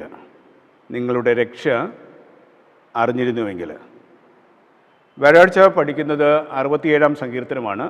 വ്യാഴാഴ്ച നമ്മൾ പഠിക്കുന്നത് 67-ാം സങ്കീർത്തനമാണ്. അവിടെ നമ്മുടെ പങ്കിനെക്കുറിച്ച്, ദൈവമക്കളുടെ ദൗത്യത്തെക്കുറിച്ചാണ് 67-ാം സങ്കീർത്തനം പറയുന്നത്. 67-ാം സങ്കീർത്തനം നമ്മുടെ ദൈവമക്കളുടെ പങ്കിനെക്കുറിച്ച്, ദൗത്യത്തെക്കുറിച്ച് പറയുകയാണ്. അവിടെ പറയുന്നത്, ദൈവം നമ്മോട് കൃപ ചെയ്ത് നമ്മെ അനുഗ്രഹിക്കുമാറാകട്ടെ, അവൻ തൻ്റെ മുഖത്തെ നമ്മുടെ മേൽ പ്രകാശിക്കുമാറാകട്ടെ, നിൻ്റെ വഴി ഭൂമിയിലും നിൻ്റെ രക്ഷ സകല ജാതികളുടെ ഇടയിലും അറിയേണ്ടതിന് തന്നെ. ദൈവമേ, ജാതികൾ നിന്നെ സ്തുതിക്കും, സകല ജാതികളും നിന്നെ സ്തുതിക്കും. ജാതികൾ സന്തോഷിച്ച് ഘോഷിച്ചുല്ലസിക്കും. നീ വംശങ്ങളെ നേരോടെ വിധിച്ച് ഭൂമിയിലെ ജാതികളെ ഭരിക്കുന്നുവല്ലോ. നമ്മൾ പഠിച്ച മനപ്പാഠവാക്യം. വീണ്ടും 5-ാം വാക്യം, ദൈവമേ, ജാതികൾ നിന്നെ സ്തുതിക്കും, സകല ജാതികളും നിന്നെ സ്തുതിക്കും. ഭൂമി അതിൻ്റെ അനുഭവം തന്നിരിക്കുന്നു. ദൈവം നമ്മുടെ ദൈവം തന്നെ നമ്മെ അനുഗ്രഹിക്കും. ദൈവം നമ്മെ അനുഗ്രഹിക്കും. ഭൂമിയുടെ അറുതികളൊക്കെയും അവനെ ഭയപ്പെടും. 67-ാം സങ്കീർത്തനം ദൈവമക്കളുടെ ദൗത്യത്തെക്കുറിച്ച് പറയുന്നൊരു സങ്കീർത്തനമാണ്. നമുക്കറിയാം, വെളിപാട് പ്രവചനം 14-ാം അധ്യായം 6 മുതൽ 12 വരെയുള്ള വേദവാക്യങ്ങളിൽ 3 ദൂതന്മാരുടെ ദൂതുകൾ അവിടെ പറയുന്നുണ്ട്. അന്ത്യകാലത്ത് ദൈവമക്കളുടെ ദൗത്യം വ്യക്തമായിട്ട് വെളിപാട് പ്രവചനം 14-ാം അധ്യായം 6 മുതൽ 12 വരെയുള്ള വേദവാക്യങ്ങളിൽ പ്രതിപാദിക്കുന്നു, അല്ലേ? ദൈവത്തെ ഭയപ്പെടുക, ദൈവത്തിൻ്റെ ന്യായവിധി വരുവാൻ പോകുന്നു, ബാബിലോൺ വീഴുന്നു, അല്ലേ? ദൈവത്തിൻ്റെ ക്രോധമദ്യം ദുഷ്ടന്മാർ കുടിക്കേണ്ടി വരും, മൃഗത്തിൻ്റെ മുദ്ര ഏൽക്കുന്നവർ കുടിക്കേണ്ടി വരും. അതുകൊണ്ട് ദൈവകൽപ്പനയും യേശുവിലുള്ള വിശ്വാസവും കാത്തുകൊള്ളുന്ന വിശുദ്ധന്മാരുടെ സഹിഷ്ണുതയാണ് ഇവിടെ ആവശ്യമെന്ന് വ്യക്തമായിട്ട് അവിടെ ദൂത് പറയുന്നു. അപ്പോൾ നമ്മുടെ ദൗത്യം എന്താണ്, അല്ലേ? സകല ഭാഷയോടും വംശത്തോടും എല്ലാവരോടും അറിയിപ്പാൻ അവൻ്റെ പക്കലൊരു നിത്യ സുവിശേഷം ഉണ്ടായിരുന്നു. ഇത് തന്നെയാണ് 67-ാം സങ്കീർത്തനത്തിൽ പറയുന്ന പ്രതിപാദ്യ വിഷയം, നമ്മുടെ ദൗത്യം. 67-ാം സങ്കീർത്തനം 67 അല്ല 1-2 വാക്യങ്ങൾ പറയുന്നത്, ദൈവം നമ്മോട് കൃപ ചെയ്ത് നമ്മെ അനുഗ്രഹിക്കുമാറാകട്ടെ, അവൻ തൻ്റെ മുഖത്തെ നമ്മുടെ മേൽ പ്രകാശിപ്പിക്കുമാറാകട്ടെ, നിൻ്റെ വഴി ഭൂമിയിലും നിൻ്റെ രക്ഷ സകല ജാതികളുടെ ഇടയിലും അറിയേണ്ടതിന് തന്നെ. അപ്പോൾ എന്തിനാണ് ദൈവത്തിൻ്റെ മഹത്വം നമ്മുടെ മേൽ പ്രകാശിപ്പിക്കേണ്ടത്, അല്ലേ? ദൈവത്തിൻ്റെ മഹത്വം നമ്മുടെ മേൽ പ്രകാശിപ്പിക്കുമ്പോൾ നാം എന്തു ചെയ്യും? നാം ദൈവത്തിൻ്റെ വഴികളെക്കുറിച്ച്, ദൈവത്തിൻ്റെ രക്ഷയെക്കുറിച്ച് ജാതികളുടെ ഇടയിൽ പറയും എന്നിവിടെ പറയുന്നു, അല്ലേ? ദൈവത്തിൻ്റെ മഹത്വം നമ്മുടെ മേൽ പ്രകാശിക്കുമ്പോൾ നാം എന്തു ചെയ്യും? നാം ദൈവത്തിൻ്റെ വഴികളെക്കുറിച്ചും ദൈവത്തിൻ്റെ രക്ഷയെക്കുറിച്ചും ജാതികളോട് പ്രസ്താവിക്കും. ഇവിടെ ഒരു ഉദാഹരണം പറയുകയാണ്. MIT-യിലെ സ്ഥാപനത്തിലെ ചില എഞ്ചിനീയർമാർ ഒരു കറുത്ത ലേപം സൃഷ്ടിക്കുകയുണ്ടായി. MIT-യിലെ എഞ്ചിനീയർമാർ ഒരു കറുത്ത ലേപം സൃഷ്ടിക്കുകയുണ്ടായി. ഈ ലേപത്തിൻ്റെ ഒരു പ്രത്യേകത എന്ന് പറയുന്നത്, ഈ ലേപം ഏത് വസ്തുക്കൾക്കാണോ നിറം കൊടുക്കുന്നത്, ഏത് വസ്തുവിന് നിറം കൊടുത്താലും അത് അദൃശ്യമായി പോകും, അതിൻ്റെ വെളിച്ചം നഷ്ടപ്പെടും. നേരത്തെ ഉണ്ടായിരുന്ന നിറം നഷ്ടപ്പെടും, അല്ലെങ്കിൽ അതിൻ്റെ വെളിച്ചം നഷ്ടപ്പെടും. ഇവിടെ നാനോ ട്യൂബുകളിൽ നിന്ന് നിർമ്മിച്ചതായ ഒരു ലേപമാണിത്. ഈ ലേപം ഒരു കറുത്ത ലേപമാണ്. ഈ ലേപത്തിൻ്റെ വലിയൊരു പ്രത്യേകത എന്ന് പറയുന്നത്, ഈ പദാർത്ഥത്തിന് അല്ലെങ്കിൽ ഈ ലേപത്തിന് 99.99% വെളിച്ചത്തെ വലിച്ചെടുക്കുവാൻ അതിന് കഴിയും. അപ്പോൾ ഈ കറുത്ത ലേപത്തിന് എത്ര പ്രകാശിക്കുന്ന വെളിച്ചത്തെയാണെങ്കിലും അതിനെ വലിച്ചെടുത്ത് വെളിച്ചത്തെ അദൃശ്യമാക്കുവാൻ കഴിയും, വെളിച്ചത്തെ ഇല്ലാതെയാക്കുവാൻ ഈ ലേപത്തിന് കഴിയും. ഇവിടെ നമ്മോട് പറയുന്നത് 67-ാം സങ്കീർത്തനത്തിൽ ദൈവത്തോട് കഴിക്കുന്ന ഒരു അപേക്ഷയാണ്. ദാവീദ് ദൈവത്തോട് കഴിക്കുന്ന ഒരു അപേക്ഷയാണ് 67-ാം സങ്കീർത്തനം. എന്താണ് ഇവിടെ പറയുന്നത്? ദൈവത്തിൻ്റെ മുഖത്തെ നമ്മുടെ മേൽ പ്രകാശിപ്പിക്കണമേ, അല്ലേ? ദാവീദ് പറയുന്നത്, നമ്മോട് കൃപ ചെയ്ത് നമ്മെ അനുഗ്രഹിക്കുമാറാകട്ടെ, അവൻ തൻ്റെ മുഖത്തെ നമ്മുടെ മേൽ പ്രകാശിപ്പിക്കുമാറാകട്ടെ. അങ്ങനെ ദൈവത്തിൻ്റെ മുഖം നമ്മുടെ മേൽ പ്രകാശിക്കുമ്പോൾ നാം എന്തു ചെയ്യും? ദൈവത്തിൻ്റെ വഴികളെക്കുറിച്ചും ദൈവത്തിൻ്റെ രക്ഷയെക്കുറിച്ചും സകല ജാതികളോടും നാം എന്തു ചെയ്യും? അറിയിക്കും എന്ന് ദാവീദ് പറയുകയാണ്. അപ്പം ഇവിടെ നമ്മോട് പറയുന്നത്, ഇന്ന് ദൈവത്തിൻ്റെ മഹത്വം നമ്മുടെ മേൽ നഷ്ടപ്പെട്ടിരിക്കുന്നു എന്ന് ദാവീദ് നമ്മെ ഓർമ്മിപ്പിക്കുകയാണ്, അല്ലേ? ദൈവത്തിൻ്റെ മഹത്വം നമ്മുടെ മേൽ എന്ത് ചെയ്തിരിക്കുന്നു? നഷ്ടപ്പെട്ടിരിക്കുന്നു. ഈ സങ്കീർത്തനം ഒരു കാര്യം നമ്മെ ഓർമ്മിപ്പിക്കുകയാണ്. ഈ സങ്കീർത്തനം നമ്മെ ഓർമ്മിപ്പിക്കുന്നത്, ദൈവത്തിൻ്റെ വഴിയെക്കുറിച്ചും ദൈവത്തിൻ്റെ രക്ഷയെക്കുറിച്ചും ജാതികളോട് പറയേണ്ട ദൈവമക്കൾ ദൈവത്തിൻ്റെ മഹത്വം നഷ്ടപ്പെട്ടിരിക്കുന്നു. അപ്പോൾ ദൈവത്തിൻ്റെ മഹത്വം നമ്മുടെ മേൽ നഷ്ടപ്പെട്ടത് കൊണ്ട് ദൈവത്തിൻ്റെ വഴികളെക്കുറിച്ചോ ദൈവത്തിൻ്റെ രക്ഷയെക്കുറിച്ചോ ജാതികളോട് പറയുവാൻ നാം പരാജയപ്പെടുന്നു എന്നിവിടെ പറയുന്നു, അല്ലേ? ഈ യെശയ്യാവിൻ്റെ പ്രവചനം വായിക്കുമ്പോൾ അവിടെ പറയുന്നത്, യെശയ്യാവിൻ്റെ പ്രവചനത്തിൽ പറയുന്നത്, എൻ്റെ ആലയം 56 യെശയ്യാവിൻ്റെ പ്രവചനം 56 അധ്യായം 7 വാക്യം, എൻ്റെ ആലയം സകല ജാതികളുടെയും പ്രാർത്ഥനാലയം എന്ന് വിളിക്കപ്പെടും, അല്ലേ? യെശയ്യാവ് പറയുന്നത് ദൈവത്തിൻ്റെ ആലയം സകല ജാതികൾക്കുമുള്ള പ്രാർത്ഥനാലയം എന്ന് വിളിക്കപ്പെടും. അപ്പോൾ സകല ജാതിയോടും ദൈവത്തിൻ്റെ വഴികളെക്കുറിച്ചും രക്ഷയെക്കുറിച്ചും പറയേണ്ട ദൈവമക്കൾ ആ ദൗത്യം നിറവേറ്റുന്ന കാര്യത്തിൽ പരാജയപ്പെട്ടിരിക്കുന്നു എന്ന് ഈ പാഠത്തിൽ നമ്മെ പഠിപ്പിക്കുന്നു. കാര്യമെന്താണ്? ദൈവത്തിൻ്റെ മഹത്വം നമ്മുടെ മേൽ ഇല്ലാതെയായിരിക്കുന്നു, അല്ലേ? ദൈവത്തിൻ്റെ മഹത്വം നമ്മുടെ മേൽ പ്രതിഫലിക്കാതെ ഇല്ലാതെയായിരിക്കുന്നു. എന്തുകൊണ്ട്? ആ കറുത്ത ലേപം നമ്മുടെ മേൽ പുരട്ടിയത് കൊണ്ട് യഥാർത്ഥ വെളിച്ചത്തെ നമുക്ക് കാണാൻ കഴിയാതെ വരുന്നു, അല്ലേ? MIT-യിലെ ആ എഞ്ചിനീയർമാർ ആ കറുത്ത ലേപം സൃഷ്ടിച്ചപ്പോൾ എന്താണ് സംഭവിച്ചത്? ആ കറുത്ത ലേപം ഏത് പദാർത്ഥത്തിൽ വെച്ചാലും ഏത് വസ്തുവിൽ വെച്ചാലും ആ വെളിച്ചം നഷ്ടപ്പെടും, അല്ലെങ്കിൽ ആ നിറം നഷ്ടപ്പെടും. അതുപോലെ ഇന്ന് സംഭവിച്ചിരിക്കുകയാണ്. സാത്താൻ്റെ അന്ധകാര ശക്തികൾ കാരണം, അല്ലേ, ആ വെളിച്ചം നമ്മിൽ നിന്ന് നഷ്ടപ്പെട്ടിരിക്കുന്നു എന്നിവിടെ പറയുകയാണ്. അപ്പം വെളിച്ചം, ദൈവത്തിൻ്റെ മഹത്വം നമ്മിൽ നിന്ന് നഷ്ടപ്പെട്ടത് കൊണ്ട് ദൈവത്തിൻ്റെ രക്ഷയെക്കുറിച്ചോ വഴികളെക്കുറിച്ചോ നമ്മൾക്ക് പറയുവാൻ നാം പരാജയപ്പെടുന്നു.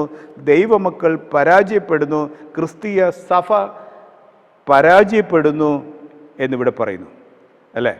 അതുകൊണ്ട് 67-ാം സങ്കീർത്തനത്തിൽ ദാവീദ് പറയുന്നത്,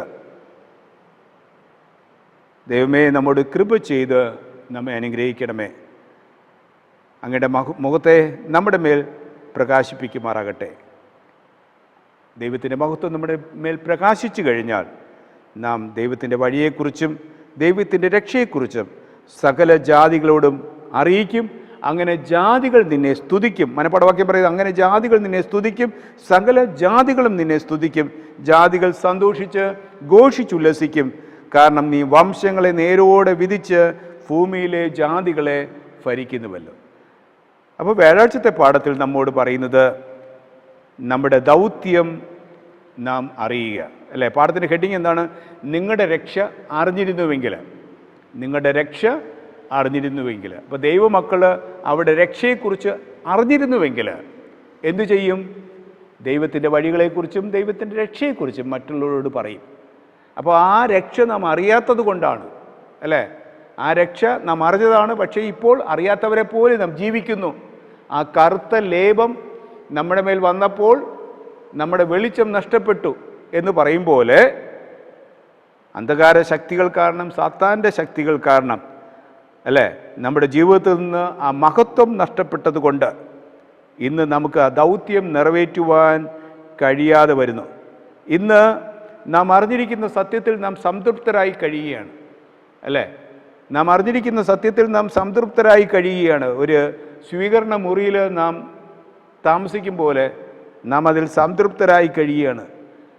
മറ്റുള്ളവരെ രക്ഷയിലേക്ക് കൊണ്ടുവരുവാൻ നമുക്കിപ്പോൾ ഒരു മനസ്സുമില്ല, അല്ലേ? മറ്റുള്ളവരെ രക്ഷയിലേക്ക് കൊണ്ടുവരുവാൻ നമുക്ക് മനസ്സില്ല. നമുക്ക് സിയോൻ മലയിൽ കാലുകുത്താൻ നാം ആഗ്രഹിക്കുന്നു, അല്ലെങ്കിൽ നമുക്ക് ഒലിവ് മലയിൽ കാലുകുത്താൻ നാം മാത്രം ആഗ്രഹിക്കുന്നു.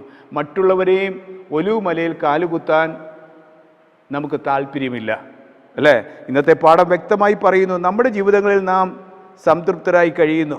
സിയോൻ മലയിൽ നമുക്ക് മാത്രം നിൽക്കണമെന്ന്, അല്ലെങ്കിൽ എനിക്ക് മാത്രം നിൽക്കണമെന്നൊരു തോന്നലുണ്ടാകുന്നു.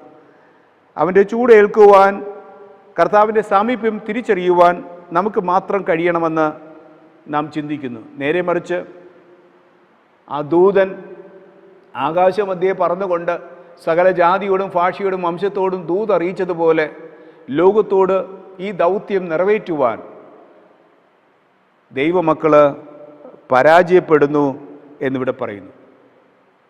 നേരെ മറിച്ച് ആ ജോലി ചെയ്യുമ്പോൾ മാത്രമാണ് നമുക്ക് സന്തോഷത്തോടെ ഇതാ സഹോദരന്മാർ ഒത്തൊരുമിച്ച് വസിക്കുന്നത് എത്ര ശുഭവും എത്ര മഹത്വവുമാകുന്നു, അല്ലേ? സന്തോഷത്തോടെ നമുക്ക് ആ സിയോൻ മലയിൽ, വിശുദ്ധ മലയിൽ നിൽക്കുവാൻ കഴിയൂ എന്നിവിടെ പറയുന്നു. അതുകൊണ്ട് വ്യാഴാഴ്ചത്തെ പാഠം പറയുന്നു, നിങ്ങളുടെ രക്ഷ നിങ്ങൾ അറിഞ്ഞിരുന്നുവെങ്കിൽ, അല്ലേ, ദൈവം നമുക്ക് നൽകിയിരിക്കുന്ന രക്ഷയെക്കുറിച്ച് നമുക്ക് നല്ല അറിവുണ്ടായിരുന്നുവെങ്കിൽ, ആ ബോധ്യം നമുക്കുണ്ടായിരുന്നുവെങ്കിൽ തീർച്ചയായും കർത്താവിൻ്റെ വഴികളെക്കുറിച്ചും കർത്താവിൻ്റെ രക്ഷയെക്കുറിച്ചും നാം ജാതികളോട് പറയുമായിരുന്നു. അങ്ങനെ പറയുമ്പോൾ ജാതികൾ അത് കേൾക്കുകയും അത് ഉൾക്കൊള്ളുകയും ദൈവത്തെ അവർ മാനിക്കുകയും ചെയ്യും. അതുകൊണ്ടാണ് ബൈബിൾ പറയുന്നത്, എൻ്റെ ആലയം സകല ജാതികളുടെയും പ്രാർത്ഥനാലയം എന്ന് വിളിക്കപ്പെടും. അങ്ങനെ അനേകരെ ക്രിസ്തുവിലേക്ക് നമുക്ക് കൊണ്ടുവരുവാൻ കഴിയും എന്ന് വ്യാഴാഴ്ചത്തെ പാഠം നമ്മെ പഠിപ്പിക്കുന്നു. വെള്ളിയാഴ്ചത്തെ ഭാഗത്തേക്ക് വരാം. വെള്ളിയാഴ്ച നമ്മോട് പറയുന്നത് എലൻ ജി വൈറ്റ് പ്രവാചകന്മാരും രാജാക്കന്മാരും എന്ന ഗോത്രപിതാക്കന്മാരുടെ പുസ്തകത്തിൽ പേജ് 732 പറയുന്നത്, നാം എല്ലാവരും ഓരോ തീർത്ഥാടകരാണ്. അപ്പോൾ സഹ തീർത്ഥാടകരോട് പറയുകയാണ്, ഭൂമിയിലെ പ്രവർത്തനങ്ങളുടെ നിഴലുകളിലും ആണ് നാം ഇപ്പോൾ ജീവിക്കുന്നത്. എന്നാൽ താമസിയാതെ നമ്മുടെ രക്ഷകൻ വിടുതലും വിശ്രമവും കൊണ്ടുവരുവാൻ പ്രത്യക്ഷപ്പെടും. ദൈവത്തിൻ്റെ കൈയാൽ ചിത്രീകരിക്കപ്പെട്ട അനുഗ്രഹീതമായ പരലോകത്തെ വിശ്വാസത്താൽ നമുക്ക് ദർശിക്കാം എന്ന് പറയുന്നു. ലോകത്തിൻ്റെ പാപങ്ങൾക്ക് വേണ്ടി മരിച്ചവൻ തന്നിൽ വിശ്വസിക്കുന്ന എല്ലാവർക്കും പർദീസയുടെ വാതിലുകൾ വിശാലമായി തുറക്കുന്നു. താമസിയാതെ യുദ്ധം നടക്കും, വിജയം നേടും. നിത്യജീവൻ്റെ നമ്മുടെ പ്രതീക്ഷകൾ കേന്ദ്രീകരിച്ചിരിക്കുന്ന അവനെ നാം ഉടനെ കാണും. അവൻ്റെ സാന്നിധ്യത്തിൽ ഈ ജീവിതത്തിലെ പരീക്ഷണങ്ങളും കഷ്ടപ്പാടുകളും ഒന്നുമില്ലാതെയായി നമുക്ക് തോന്നും എന്ന് പ്രവാചകി എലൻ ജി വൈറ്റ് ഗോത്രപിതാക്കന്മാരുടെ പുസ്തകത്തിൽ പറഞ്ഞിരിക്കുന്നു, അല്ലേ?